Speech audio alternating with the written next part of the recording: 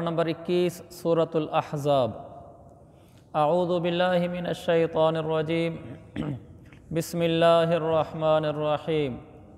یا ایہا الذین آمنوا اذکروا نعمت اللہ علیکم اذ جاءتکم جنود فارسلنا علیہم ریحا وجنودا لم تروها وکان اللہ بما تعملون بصیرا۔ صدق اللہ العظیم۔ یہ آیت نمبر 9 یہاں سے لے کر آیت نمبر 27 تک، یہ 19 آیتیں یعنی تقریباً 20 آیتیں ہیں۔ تو یہ جنگ احزاب کو 20 آیتوں میں بیان کیا گیا۔ اسی میں آگے بنو قریظہ والی جنگ بھی بیان کر دی، جس کا آخری درس میں ہم نے جنگ خندق کے بعد تفصیل سے تذکرہ کیا تھا۔ تو چونکہ جنگ خندق کو میں نے کسی قدر تفصیل سے بیان کیا تھا، اس لیے اب ہمارے لیے ان آیتوں کا سمجھنا بالکل آسان ہوگا، جس کا خلاصہ میں پھر بھی دہرا دیتا ہوں مختصر لفظوں میں۔ رسول پاک صلی اللہ علیہ وسلم سے جنگ لڑنے کے لیے عرب کے تقریباً تمام قبائل جمع ہو گئے، اور انہوں نے حضور صلی اللہ علیہ وسلم سے جنگ کے لیے لشکر کشی کی۔ 10,000 کے قریب افراد جمع ہو گئے۔ اللہ کے نبی نے شمال کی جانب وہاں ایک خندق کھود دی، جس کا نشانی آج بھی موجود ہے۔ مساجد سبعہ کے نام سے وہاں ایک زیارت ہے جو ٹیکسی والے لے جاتے ہیں، مشہور جگہ ہے۔ وہاں مسجدیں بنی ہوئی ہیں، ایک بہت بڑی مسجد بھی وہاں بنی ہوئی ہے، اس کا نام بھی مسجد الخندق ہے۔ یہ وہی جگہ ہے جہاں پر خندق کھودی تھی اور وہ جنگ پیش آئی تھی۔ تو وہ لوگ آئے اور خندق کے پرلی طرف ٹھہر گئے۔ ادھر سے رسول پاک صلی اللہ علیہ وسلم 3,000 صحابہ کرام کے ساتھ خندق کے اس پار تھے، تو پرلی طرف وہ سارے قبائل چڑھ دوڑے تھے۔ ادھر سے ان کا خطرہ تھا، اور پیچھے سے کچھ ہی دنوں میں بنو قریظہ کا جو قبیلہ تھا انہوں نے معاہدہ توڑ کر تو پیچھے سے انہوں نے حضور صلی اللہ علیہ وسلم کے اوپر حملہ کرنے کا ارادہ کر لیا۔ یہ تقریباً 26 دن جنگ چلی، 29 دسمبر سے لے کر 24 جنوری تک سن 627 عیسوی، اور اسلامی لحاظ سے 5 ہجری بنتا ہے۔ یہ تقریباً 5 شوال سے لے کر اور اینڈ تک چلتے ہیں۔ تو یہ دونوں طرف سے صحابہ کرام دشمن کے درمیان تھے۔ سامنے سے مشرکین مکہ تھے، پیچھے بنو قریظہ کے یہودی تھے۔ جب یہ محاصرہ تقریباً 24-25 دن تک رہا، اس کے بعد اللہ تعالیٰ نے ایک سخت آندھی بھیجی تھی، جس سے ان کے خیمے اکھڑ گئے تھے، دیگیں الٹ گئی تھیں، اور گھوڑے بھی دکنے شروع ہو گئے تھے، بالآخر وہ بھاگ گئے تھے۔ یہ اس کا مختصر سا خلاصہ ہے جو میں نے پہلے عرض کی تھی، وہ اس کی جنگ کا تذکرہ۔ اب ترجمہ پڑھتے ہیں تو ہمیں سمجھنا آسان ہوگا۔ اللہ تعالیٰ فرماتا ہے، اے ایمان والو، یاد کرو اللہ نے اس وقت تم پر کیسا انعام کیا جب تم پر بہت سے لشکر چڑھ آئے تھے۔ یہ وہی جو بہت سارے قبائل چڑھ آئے تھے، پھر ہم نے ان پر ایک آندھی بھیجی، اور ایسے لشکر بھی بھیجے تھے جو تمہیں نظر نہیں آتے تھے۔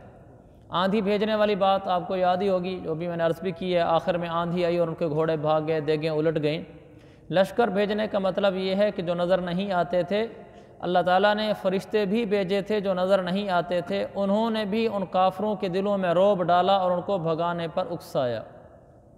آگے فرمایا، تم جو کچھ کر رہے تھے اللہ اس کو دیکھ رہا تھا۔ یہ اس لیے کہا کہ صحابہ کرام نے غیر معمولی مشقت اٹھائی تھی جنگ خندق میں۔ تو اللہ تعالیٰ نے ہمیں بھی یہ پیغام دیا ہے کہ تم جو کام بھی مشقت والا کر رہے ہوتے ہو اللہ کے لیے، اللہ اسے دیکھ رہا ہوتا ہے۔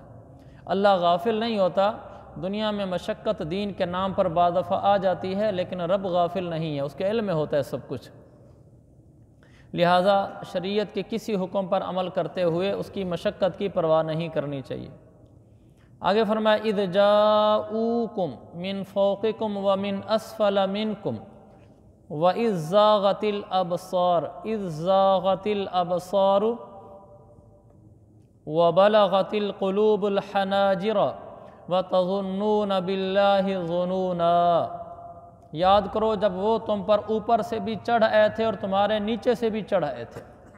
اوپر سے چڑھ آئے تھے یعنی مشرکین مکہ اور دوسرے عرب قبائل، اور نیچے سے چڑھ آئے تھے یعنی پیچھے سے چڑھ آئے تھے، یعنی وہ جو بنو قریظہ والے لوگ تھے۔ وہ وقت یاد کرو، اور جب آنکھیں پتھرا گئی تھیں، کلیجے منہ کو آ گئے تھے، صحابہ بہت زیادہ مشقت میں پڑ گئے تھے، ایسے لگتا تھا جیسے درمیان میں پس کے رہ جائیں گے، اور تم اللہ کے بارے میں طرح طرح کی باتیں سوچنے لگے تھے۔ صحابہ کے دل میں غیر اختیاری وساوس آنے لگ گئے تھے۔ ایک انسان ہونے کے ناطے وساوس اور خیالات کا آنا یہ ایمان کے منافی نہیں ہے، تقویٰ کے بھی منافی نہیں ہے۔ اس طرح کے خیالات آنے لگ گئے تھے، پتہ نہیں اب کیا ہوگا، شاید ہم سارے ہی ختم کر دیے جائیں، شاید ہم غلبہ پا لیں، شاید ہم مغلوب ہی ہو جائیں۔ اس طرح کے خیالات آ جاتے ہیں انسان کے دل میں۔ اس طرح کا منظر دے کر جو صحابہ کے آگے اور پیچھے قائم ہو گیا تھا، تو یہ انہی غیر اختیاری خیالات کا تذکرہ ہے جو صحابہ کے دلوں میں آتے تھے۔ وہ آگے فرمایا ہنالک ابتلی المؤمنون وزلزلوا زلزالا شدیدا، اس موقع پر ایمان والوں کی بڑی آزمائش ہوئی، ان کو بہت آزمایا گیا اور انہیں ایک سخت بھونچال میں ڈال کر ہلا ڈالا گیا، یعنی خوب صحابہ کو آزمایا گیا، اس لیے کہ ایک تو بھوک بہت زیادہ ہو گئی تھی، اور جیسا کہ میں نے عرض کیا تھا کہ اللہ کے نبی علیہ السلام نے خود پتھر باندھے ہوئے تھے پیٹ پر۔ ایک صحابی اور آ کر کہا یا رسول اللہ میں نے پتھر باندھا ہے بھوک سے، آپ نے پیٹ مبارک سے کپڑا ہٹایا تو 2 پتھر بندھے ہوئے تھے۔ یہ باتیں کہنا آسان ہوتی ہیں، ہمیں ممبروں پر بیٹھ کر کہنا آسان ہوتی ہیں، اللہ تعالیٰ بچائے اس آزمائش سے، ہم اس آزمائش کے قابل نہیں ہیں۔ یہ جن پر آئی ہے وہ اس کی اہمیت کو جانتے ہیں۔ ہمیں تو افطاری بھی لیٹ ہو جائے نا، اور کسی دن افطاری نہ ملے اور 2-3 گھنٹے افطاری لیٹ ہو جائے تو طبیعت پہ کیا ہوتی ہے وہ سب کو پتہ ہے۔ اور کسی دن اگر رمضان کے روزوں میں صبح کی سحری چھوٹ جائے اور آدمی خالی پیٹ روزہ رکھ لے، اور اسی دن اتفاق سے شام کو افطاری بھی لیٹ ہو جائے، آپ بتائیں ہمارے ساتھ کیا ہونے لگ جاتا ہے۔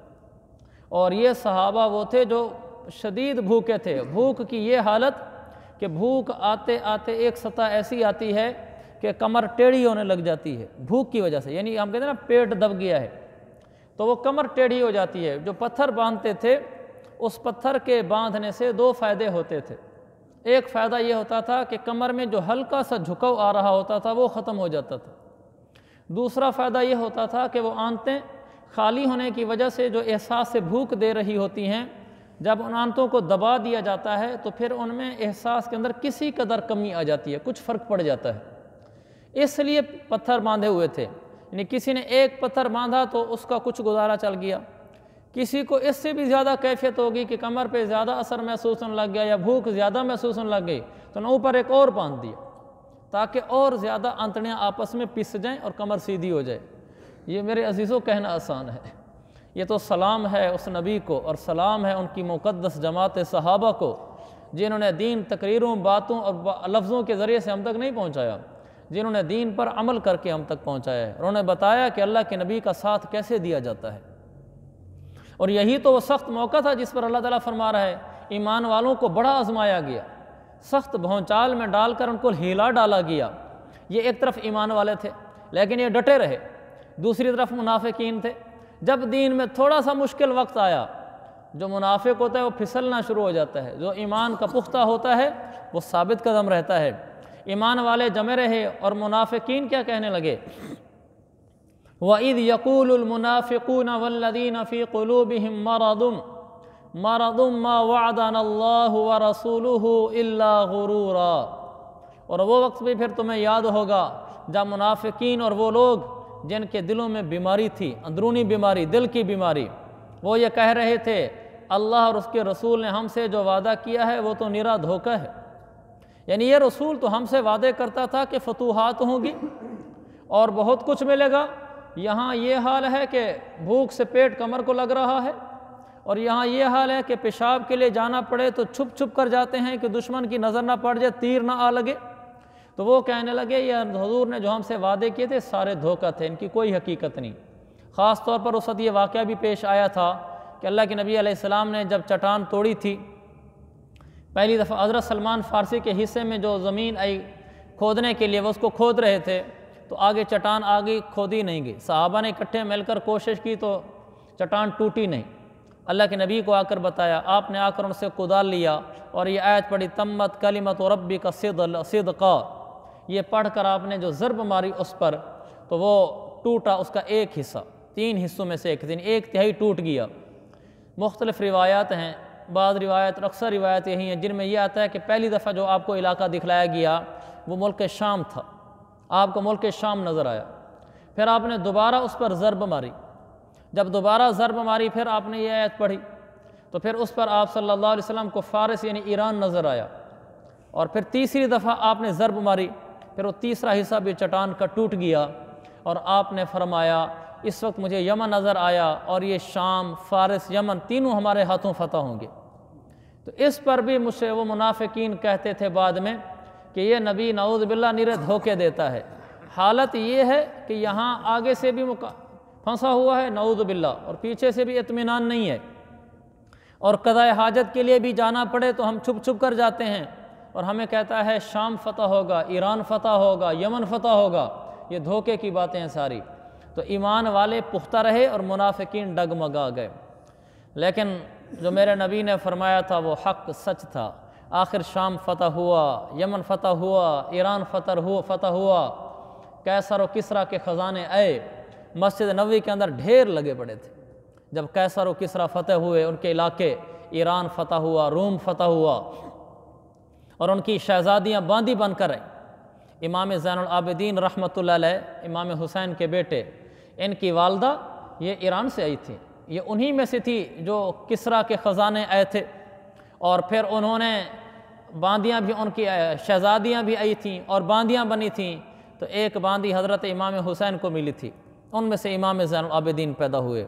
تو میرے نبی نے جو فرمایا تھا کہ شام فتح ہوگا، ایران فتح ہوگا، یمن فتح ہوگا، وہ فتح ہوا۔ پھر آگے وَإِذْ قَالَتْ طَائِفَةٌ مِّنْهُمْ يَا أَهْلَ يَثْرِبَ لَا مُقَامَ لَكُمْ فَارْجِعُوا وَيَسْتَأْذِنُ فَرِيقٌ مِّنْهُمُ النَّبِيَّ يَقُولُونَ إِنَّ بُيُوتَنَا عَوْرَةٌ وَمَا هِيَ بِعَوْرَةٍ إِن يُرِيدُونَ إِلَّا فِرَارًا۔ یہ وہی منافقوں کی بات چل رہی ہے۔ جب اللہ تعالیٰ نے جھنجھوڑا ایمان والوں کو آزمائش میں ڈالنے کے لیے کہ آگے سے بھی لشکر، پیچھے سے بھی غیر اطمینان کی شکل، کھانے کو کچھ نہیں، سردی سخت کڑاکے دار، آپ خود دیکھیں ابھی ہم انہی دنوں میں بیٹھے ہوئے ہیں، 29 دسمبر سے 24 جنوری تک یہ جنگ لڑی گئی تھی، اور آج 22 جنوری ہے، کیا حال ہے۔ اور ہم تو بیٹھے بھی ماشاءاللہ بند جگہوں میں ہیں، اور یہاں بند جگہوں میں بیٹھ کر بھی ہم سب نے اندر چادریں، گرم ٹوپیاں، جرسیاں سب نے لی ہوئی ہیں۔ آپ بتائیں کھلے میدان میں صحابہ کھڑے ہیں، اور سخت ہوا ہے، ٹھنڈی ہوا بھی چل رہی ہے، اور لکھا ہے تاریخ کی کتابوں میں ان دنوں کڑاکے دار سردی پڑ رہی تھی۔ اتنی کھلی سردی میں بغیر کھائے پیے کھلی جگہ میں آ کر لڑنا اور ٹھہرنا یہ کوئی آسان نہیں ہے۔ اللہ تعالیٰ نے امتحان لیا تھا ان کا۔ جو وہ ایمان والے یوں نہیں کہتے تھے اوہ جس نبی نے وعدے کیے تھے ہم سے مددوں کے تو اس نے یہاں آ کر ہمیں لا ڈالا، لیکن وہ قابو رہے کہ اللہ کے نبی کے ساتھ ہیں ہم۔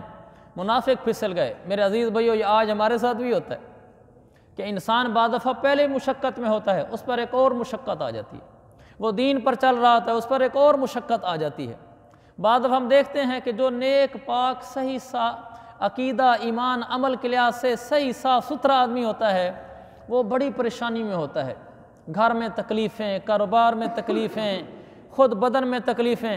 دوسرا آدمی ہوتا ہے جس کو شریعت کی پرواہ بھی کچھ نہیں، اس کے بڑے وارے نیارے ہوتے ہیں۔ تو اس کا یہ مطلب نہیں ہے کہ رب اس سے راضی ہے، سے ناراض ہے۔ یہ میاں دنیا ہے، امتحان کا جہاں ہے، جہاں صحابہ اور انبیاء کے ساتھ اللہ نے آزمائش والا معاملہ کیا، تو میں اور آپ کون ہوتے ہیں؟ بلکہ فرمایا اشد الناس بلاء الانبیاء ثم الانبیاء فالامثل فالامثل، کہ سب سے زیادہ تکلیفوں میں انبیاء ہوتے ہیں۔ فرمایا ثم الامثل فالامثل، پھر اس کے بعد تکلیفوں میں جو ان کے زیادہ مشابہ ہوتے ہیں نبیوں کے وہ ہوتے ہیں، جیسے صحابہ تھے۔ پھر ان سے زیادہ، پھر اس کے بعد زیادہ تکلیفوں میں وہ لوگ ہوتے ہیں جو ان کے زیادہ مشابہ ہوتے ہیں۔ پھر اسی طرح قیامت تک چلے گا۔ جس کی زندگی میں انبیاء سے، صحابہ سے مشابہت زیادہ ہوگی، اس پر اللہ کی طرف سے آزمائشیں بھی آئیں گی۔ لہذا یہ کبھی نہیں سوچنا چاہیے کہ میں تو دین پر چل رہا ہوں، میرے اوپر یہ تکلیفیں کیوں آئی ہیں، ایسا نہیں سوچنا چاہیے۔ یہ امتحان کی جگہ ہے، یہاں اللہ تعالیٰ آزماتا ہے، جھنجھوڑتا ہے، اور بعض دفعہ تو صرف آزمانا ہی ہوتا ہے۔ جنگ تبوک میں سوائے آزمائش کے اور کچھ بھی نہیں تھا، چلو جنگ خندق میں تو جنگ بھی ہوئی، جس درجے میں بھی ہوئی، تھوڑی بہت جھڑپیں ہوئیں، تیر اندازی ہوئی، سنگ باری ہوئی، پتھر برسائے گئے، 8-10 آدمی کا 2-2 مقابلہ بھی ہوا، جس میں حضرت علی کا عمرو ابن عبد ود کے ساتھ ہوا، نوفل کا زبیر کے ساتھ ہوا، 2-4 اور کا بھی ہوا، تو پھر بھی کچھ نہ کچھ شکل جمی، اور ادھر سے دشمن سامنے تھا بھی صحیح۔ جنگ تبوک میں تو کچھ بھی نہیں تھا، سخت شدید ترین گرمیاں، صحابہ کو اللہ نے صحیح آزمایا، اور صحابہ نے بھی صحیح حق ادا کر دیا، اس لیے صحابہ ہی تھے اس لائق کہ اللہ کے نبی کے ساتھی بنتے۔ ہمیں یہ نہیں کہنا چاہیے کہ کاش ہم حضور کے زمانے میں ہوتے، یہ ہمیں نہیں کہنا چاہیے۔ کسی نے حضرت ابن عباس کے سامنے کہا کاش ہم حضور کے زمانے میں ہوتے، انہوں نے کہا ایسا نہ کہو، اس لیے کہ اگر ہم حضور کے زمانے میں ہوتے، یہ حالات ہمارے اوپر آتے، پتہ نہیں ہم کیا کرتے، ہم ایمان چھوڑ کے چلے جاتے، ہم کہتے یہ دین ہم سے ہمارے بارے میں نہیں ہے۔ آج تھوڑی سی تکلیف آ جائے ہمیں دین کے بارے میں اعتراضات شروع ہو جاتے ہیں، نبی کے ہوتے ہوئے جب اتنی آتی ہم کہتے ہیں اللہ کی مدد کیوں نہیں آ رہی؟ وہ صحابہ ہی تھے، حدیث میں ہے اللہ کے نبی فرماتے ہیں اللہ نے ساری انسانیت پر نظر ڈالی انسانوں کو پیدا کرنے سے پہلے، تو ان میں سے انبیاء کو چھانٹا، پھر فرمایا نظر ڈالی مجھے چھانٹا، پھر فرمایا نظر ڈالی میرے صحابہ کو چھانٹا، میری صحبت کے لیے، میری دوستی کے لیے، میری رفاقت کے لیے۔ اللہ نے پہلے چن لیا تھا کہ اس پوری انسانیت میں سے آدم علیہ السلام سے لے کر قیامت تک آنے والے آخری انسان تک میرے نبی کا صحابی بننے کے کون لائق ہے؟ اللہ نے ان کو چھانٹا، پھر اپنے نبی کے زمانے میں پیدا کیا، رفاقت نصیب کی، اور ہم اس قابل ہی نہیں تھے کہ میں چھانٹا جاتا، اس لیے یہی اس کا شکر ہے کہ میں کلمہ دے دیا ہے، ورنہ ہم اس زمانے میں ہوتے پتہ نہیں کس کے ساتھ ہوتے۔ یہ تو صحابہ کی عظمت کو سلام ہو کہ انہیں سردیوں میں بھی آزمایا گیا، خندق میں بلا کی سردی اور تبوک میں بلا کی گرمی۔ قرآن میں آتا ہے کہ جب یہ جانے لگے تو اتنی سخت گرمی تھی کہ منافقین ان کو کہتے تھے لا تنفروا فی الحر، ایک دوسرے کو کہتے تھے سخت گرمی ہے نہ جاؤ، سخت گرمی ہے نہ جاؤ، اور گرمی ایسی تھی کہ آدمی پانی لے کر جا رہا ہے وہ کھولنے لگ جاتا تھا، وہ پینے کے قابل نہیں رہتا تھا، اتنی شدید گرمی۔ یہ تو مولانا ناظر الرحمان صاحب ہمارے ریمنڈ کے جو ہیں میرے استاد بھی ہیں، وہ فرماتے ہیں 1985 میں میں گیا مدینہ منورہ سے تبوک، ٹرک چلتا تھا، تو کہا ہم نے اس پر پانی لاد لیا کینوں میں، چونکہ راستے میں ویرانہ ہے۔ سعودیہ کوئی خوشحال ملک نہیں ہے، اس کا اگر تیل نکل جائے یہ اس کے پاس معیشت نہیں ہے، بس مکہ مکرمہ مدینہ منورہ پر دنیا جہان کے خزانے قربان ہیں ان کے تقدس کے پیش نظر، ورنہ وہاں کوئی خاطر خواہ معیشت کا کوئی ایسا اعلیٰ انتظام نہیں ہے۔ تو اس کے بہت سارے علاقے 20 کلومیٹر بالکل ویران ہوتے ہیں، کچھ بھی نہیں ہوتا، نہ بندہ نہ بندے کی ذات، نہ سبزہ تک ہوتا ہے۔ تو وہ کہنے لگے ہم جائے، یہ تو اب بھی ایسے ہے بعض علاقے، تو اس وقت کیا ہوگا 85 میں؟ کہنے لگے کہ ہم مدینہ سے وہاں گئے تبوک، تو ٹرک والے کو ساتھ لیا اور ہم نے پانی کے کین بھر لیے، کہ راستے میں ہم ایک جگہ اترے تو وہاں ہم نے کہا چلو پیاس لگی ہے پانی پی لیں، کہا ہم نے جب پانی نیچے ڈالا تو ایسے تھا جیسے گیزر کا پانی ہوتا ہے، جلتا ہوا، یعنی ہم پی نہیں سکتے، یعنی کہ مبالغہ کیا ہو کہ جیسے کھول رہا ہو پانی ان کینوں میں۔ ہم نے وہ پانی پھر نہیں استعمال کیا، پھر ان کو کپڑوں شپڑوں میں ڈالا، کچھ کیا، تو کچھ دیر بعد جا کے وہ اتنا گرم ہوا کہ جتنی چائے گرم ہوتی ہے کہ آدمی اس کے گھونٹ لے سکے۔ یہ آج کے زمانے کا یہ حال ہے تو اس وقت کیا حال ہوگا؟ اتنی شدید گرمی میں صحابہ گئے، اللہ کے نبی نے آواز لگا دی چلو سارے، اور ادھر قربانی کھجور کے باغات پکے کھڑے ہیں، یہ آگے آئے گا انشاءاللہ، وہاں انشاءاللہ اس کو تفصیل سے بھی بیان کروں گا، لیکن ابھی اس موقع سے اس مناسبت سے عرض کر رہا ہوں اللہ تعالیٰ نے صحابہ کو سردیوں گرمیوں دونوں میں آزمایا، گرمیاں شدید اور کھجوریں پکی ہوئی، آمدنی ساری کھجوروں پر اور کان کو چھوڑ کر چلو، اور ادھر آگے گرمی شدید جو میں نے آپ کو بتا دیا کہ پانی بھی کھول جائے، وہاں گئے اور 600 کلومیٹر سے زیادہ کا فاصلہ، جب وہاں پہنچے ہیں تو ان کے دل میں اللہ نے روب ڈال دیا، وہ بھاگ گئے، جنگ ہوئی نہیں، آمنا سامنا بھی نہیں ہوا، محاصرہ بھی نہیں ہوا، واپس آ گئے، ایک دن کے لیے بھی جنگ نہیں ہوئی، صرف اللہ نے امتحان لینا تھا بس، کھجوروں کے پکے ہوئے درخت چھڑوائے، سخت گرمی میں نکالا، شدید گرمی جو انسان کو ہلاک کر دینے والی ہو، اور اتنا لمبا سفر کروایا، پھر واپس بلا لیا، کچھ بھی نہیں ہوا، صرف امتحان، ورنہ اللہ کو تو پتہ تھا اس بات کا کہ آگے جنگ کوئی نہیں ہونی، تو اللہ تعالیٰ نہ بھجواتا، اللہ کہتا کوئی نہیں بیٹھے رہو، وہ ہمیں دھمکیاں دیتے بھی رہے ہیں کہ ہم حملہ کریں گے تو نہیں کر سکتے، میرے نبی آپ بیٹھیں، تو اللہ ایک تسلی دے دیتا، کبھی بھی جنگ نہیں ہونی تھی، اللہ کے نبی نے پیش قدمی بھی نہیں کرنی تھی، لیکن اللہ نے کروایا، چلوایا۔ تو میرے عزیز بھائیو، بعض دفعہ ایمان والوں کو آزمایا بھی جاتا ہے، تو ان باتوں سے گھبرانا نہیں چاہیے۔ تو جب مشکل وقت آیا صحابہ جم گئے، منافقین باتیں بھی کرنے لگ گئے اور یہ بھی آگے کہنے لگ گئے۔ آگے کیا کہا منافقین نے؟ جب انہی میں سے کچھ لوگوں نے کہا تھا، یہ منافقین تھے، کہ اے یثرب کے لوگوں، تمہارے لیے یہاں ٹھہرنے کا کوئی موقع نہیں ہے، یہاں نہ ٹھہرو، واپس چلے جاؤ۔ پھر ان منافقوں میں سے کچھ لوگ آ کر حضور سے اجازت مانگ رہے تھے کہ ہمارے گھر کھلے پڑے ہیں، حالانکہ وہ کھلے پڑے نہیں تھے۔ کھلے پڑے سے کے اندر اورا کہتے ہیں جو چیز کھلی پڑی ہو، تو انہوں نے کہا ہمارے گھر کھلے پڑے ہیں، یعنی دشمن آئیں گے حملہ کر دیں گے، کوئی محفوظ نہیں ہے ہمارے گھر، تو آپ ہمیں اجازت دیں، ہم واپس جاتے ہیں تاکہ اپنے گھروں کی حفاظت کر سکیں۔ اللہ تعالیٰ نے فرمایا میرا نبی، ان کے گھر کھلے نہیں پڑے ہوئے، یریدون الا فرارا، یہ صرف بھاگنے کے بہانے ہیں بس، اور کچھ بھی نہیں ہے۔ تو منافقین نے جب دیکھا کہ اب آگے اتنا بڑا لشکر ہے، ہم نہیں ٹھہر سکتے، تو اللہ کے نبی سے کہنے لگے یا رسول اللہ، تھے تو منافق، ہم آپ کے ساتھ ٹھہر کر لڑتے، یہ تو نہیں کہہ رہے کہ منافق ہیں، وہ تو ہم ایماندار بنے ہوئے تھے، یا رسول اللہ ہم آپ کا ساتھ دیتے، لیکن ہمارے گھر میں ہے کوئی نہیں پیچھے، کافی دن ہو گئے یہاں، گھر بالکل کھلے ہیں، غیر محفوظ ہیں، کوئی حملہ نہ کر دے، ہمیں اجازت دے دیں۔ تو آپ کا ظرف بہت وسیع تھا، آپ اجازت دیتے رہتے، آپ اجازت دیتے گئے، تو وہاں منافقین بھی بھاگ گئے تھے واپس بہانے بنا کر۔ تو یہ درس ہمیں دیا گیا کہ جب انسان ایمان کے اوپر آتا ہے، ایمان کے تقاضے، شریعت پر عمل کے تقاضے پورے کرتا ہے، تو آزمائشیں بھی آتی ہیں۔ ایسے موقع پر شریعت کو تھامے رکھنا چاہیے، سولی پہ بھی چڑھ جانا چاہیے، شریعت کا دامن نہیں تھامنا چاہیے، اس وقت سولی پہ چڑھ جانا ہی کامیابی ہے اگر اللہ کی رضا کے لیے چڑھا ہے تو۔ اور اگر دین سے منہ موڑ کے محلات کا بھی مالک بن گیا ہے تو یہ بھی ناکامی اور بربادی ہے۔ اصل اللہ رسول کی اطاعت ہے، چاہے وہ آزمائشوں کے ساتھ ہے یا عافیتوں کے ساتھ ہے۔